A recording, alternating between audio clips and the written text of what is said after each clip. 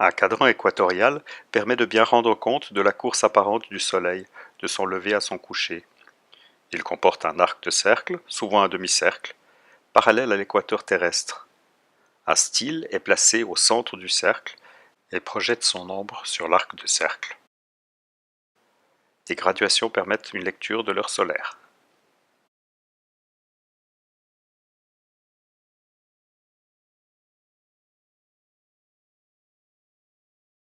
Si l'on relève la valeur indiquée par le cadran à chaque heure du jour, on constate qu'il y a souvent un décalage entre l'heure solaire et l'heure légale donnée par la montre.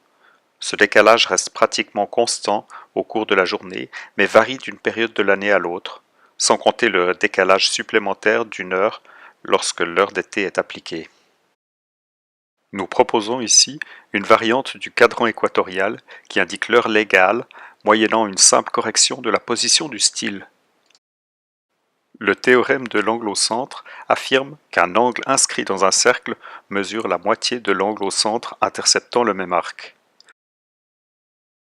Ainsi, si l'on partage un arc de cercle en sections régulières de 30 degrés chacune, elles seront toutes vues sous un angle de 15 degrés depuis un point quelconque situé en face de l'arc de cercle, même si cette position varie.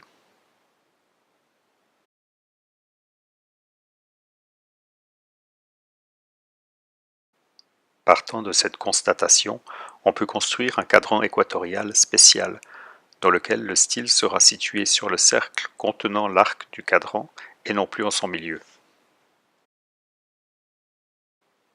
Au cours d'une heure, l'ombre se déplace cette fois de 2 graduations, c'est-à-dire de 30 degrés sur l'angle au centre.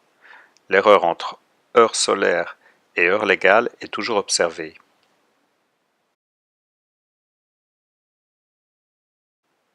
En déplaçant légèrement le style le long du cercle du cadran, on peut régler le cadran sur l'heure légale.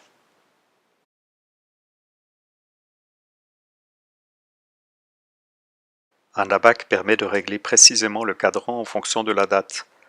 La lecture de l'heure légale se fait ensuite tout simplement, comme sur une horloge. Merci pour votre attention.